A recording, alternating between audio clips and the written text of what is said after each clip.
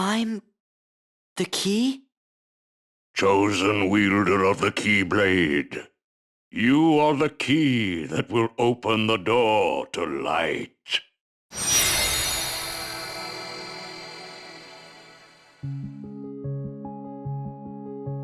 Kingdom Hearts II is an expansion on the series in every sense of the word, in gameplay, in scope, in story, in universe. With the twists and turns of deceptive identities, the introductions of new threats, and revelations of building concepts, this installment is a clear benchmark for the remainder of the series, a story that is referenced and built upon in numerous ways in the future.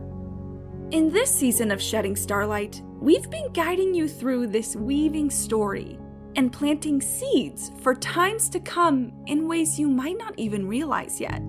But before we move ahead, let's remember where we came from. The sterile, haunting walls of Castle Oblivion.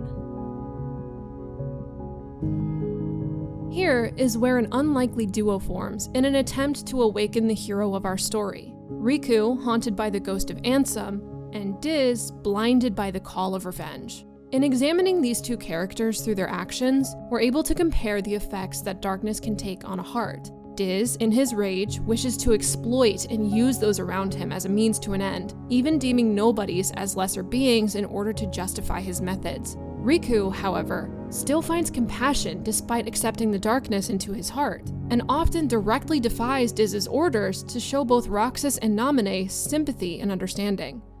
Despite the mistakes, the pitfalls, and the confusion, this seems to be a new beginning for Riku.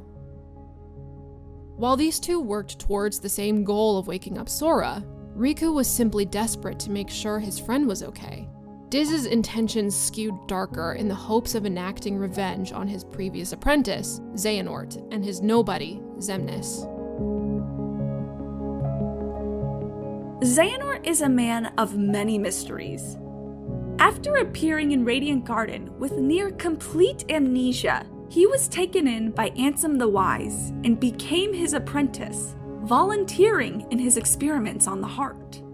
When these experiments started becoming more and more unethical, Ansem the Wise panicked and shut the whole laboratory down, forcing his apprentices to destroy the results. Xehanort did not stop, however, and eventually became the version of himself we see in the Kingdom Hearts I reports. Then, plunging himself into darkness, Xehanort created both a Heartless and a Nobody.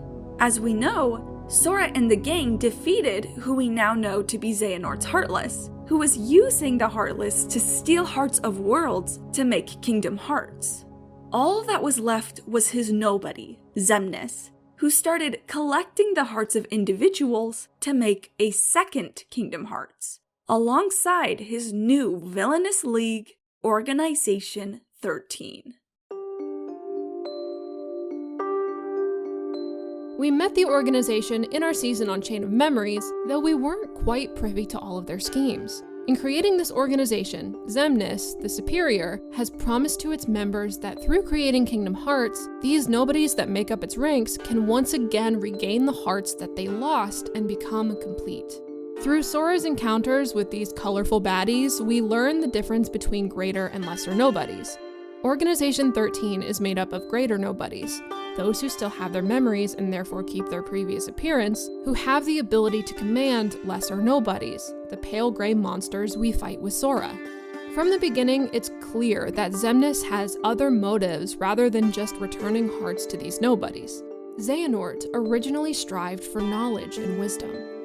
Additionally, through some mysterious cutscenes and dialogue, it's clear that Xemnas has other secrets that he's hiding from his compatriots, ones that we don't get further clarification on until the game's secret ending.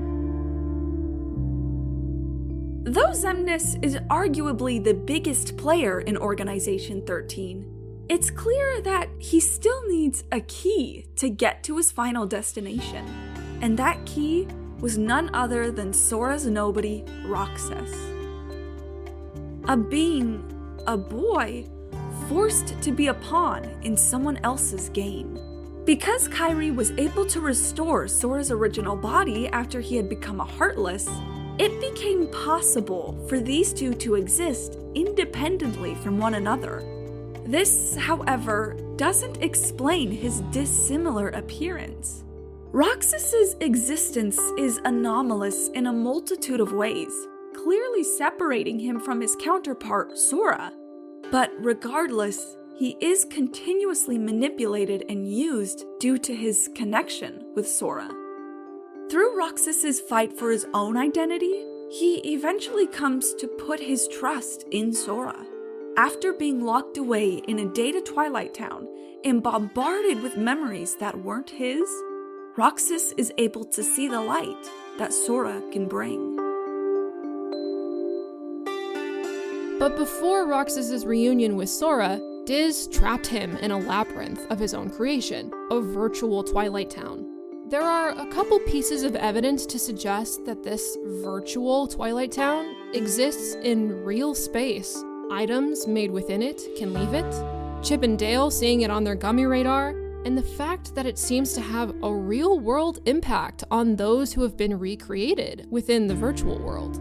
But as most simulations go, this place isn't without its faults. We see outside influences infiltrate this data world, including Dusks that cause glitches, and Axel from Organization 13 who attempts to kickstart Roxas's memory to no avail. The most important oversight, though, is when Namine is able to infiltrate the digital walls to speak with Roxas herself. She manipulates the simulation on multiple occasions just to see Roxas, to talk to him, so she can know someone who isn't completely different from her. And who Namine is a mystery to unravel in and of itself. In our guest episode for this season, we were joined by the lovely Aba to talk about the standout girls of this series, Kairi and Namine. We explored their stories and reiterated how important these two are to the events that unfold in this story. Though they often work behind the scenes and off-screen, we examined them as a metaphor for self-love, as Namine was able to take Kairi's hand behind prison bars and lead her into safety, eventually leading to their complete reunion. As we see Kairi grow even further in this story, during a climactic battle in the world that never was, Riku hands Kairi her very own Keyblade. This is one of many clues in this game that leads us to the revelation that the Keyblade never just belonged to Sora. In fact, it seems that Keyblade wielders have been around for a long while. In our Secrets Beyond the Keyhole episode, we investigated the secret endings of Kingdom Hearts II, a battle that was waged by other Keyblade wielders of the past, taking place at a large crossroads in the middle of the desert, full of abandoned Keyblades. Throughout Kingdom Hearts II Final Mix, we actually get introduced to these mysterious knights that participate in this battle, one of which is the Lingering Will, a knight who sits in waiting, hoping for his friends, Aqua and Ven, to return, and who wishes to get revenge on Xehanort. The second knight we clearly recognize as having the face of Roxas, but whose name can only be Ven, as stated by the Lingering Will. The last knight we're also able to see in present day. Somehow, her armor ended up in the care of Xemnas, who's clearly keeping his motivations with her a secret. He hides her away and speaks to her in a hidden chamber under the laboratory in Hollow Bastion, or what used to be Radiant Garden. Radiant Garden was once a world of paradise that existed under a peaceful and learned ruler, Ansem the Wise. However, when Ansem's research apprentices became too curious about the darkness in people's hearts, they doomed their world to fall to a wretched fate with a depressing name, Hollow Bastion. In this place, there are a few locations of note. Firstly, the Heartless Manufactory, otherwise known as Ansem's Lab, where these experiments took place. Secondly, the Chamber of Repose, where Xemnas is keeping the Blue Knight's armor, which also has a twin supposedly, the Chamber of Waking. Thirdly, the Cavern of Remembrance, where we see engine rooms that eventually lead to white, sterile walls similar to those in Castle Oblivion, that home the rising falls of Hollow Bastion's castle. Lastly, there's Villain's Vale, a castle haunted by the spirit of Maleficent, who used to reside there. Despite her previous defeat in Kingdom Hearts 1, Maleficent returns with a fiery new passion and a new lackey at her side, Pete. Though the circumstances of her return are mysterious, her ultimate goal is not. She wants to rule the world in a reign of darkness and get herself a new castle while she's at it. And through freeing the mischievous Pete, she might be able to get into a castle that she's had her eye on, Disney Castle. When Pete begins to feel homesick for his old steamboat, a door mysteriously appears to him, beckoning him home. Here, Maleficent sees an opportunity. This world that Pete enters, Timeless River, is a world before Disney Castle was built, before it was under the protection of the Cornerstone of Light, the only thing in Maleficent's way. Fortunately, she's once again foiled by Sora, Donald, and Goofy, and eventually slinks back into the shadows. Just as the Cornerstone of Light serves to protect the world of Disney Castle, these three half-pints have once again been traveling to protect the world and rebuild the gateways between them all. Throughout Sora's journey in Kingdom Hearts 2, we learn more about the universe that this story takes place in, and the ties that bind them all together. We know that Sora is bouncing from world to world, restoring the gateways that were lost between the worlds after defeating Xehanort's Heartless. Additionally, we see that the worlds themselves have prepared for Sora's return. In each one, he's given an object that opens the gateway to that specific world, further showcasing the power that object sentimentality can have in Kingdom Hearts. The numerous doors that we see also point towards these worlds having a will of their own, as they once provide our heroes with a door to reach Xemnas to stop him. Another door appears to Sora and Riku, allowing them to escape the realm of darkness they were trapped in and return to their home Destiny Islands, which Riku says had something to do with Sora's heart. At this point, it's hardly metaphorical that Sora is the key to connecting all these worlds together.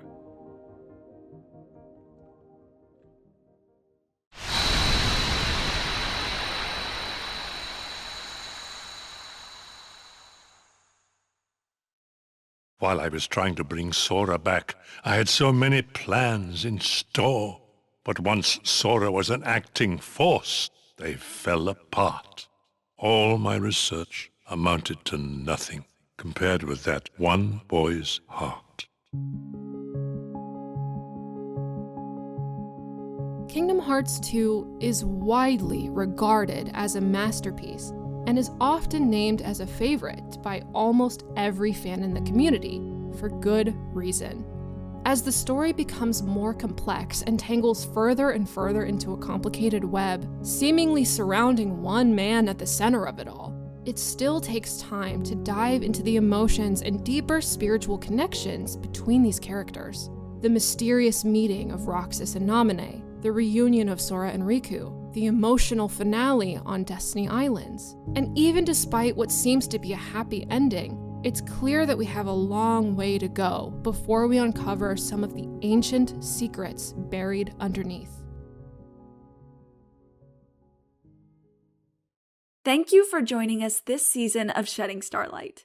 We'll be back soon to discuss another emotional powerhouse in this story, Kingdom Hearts 358 Days Over 2.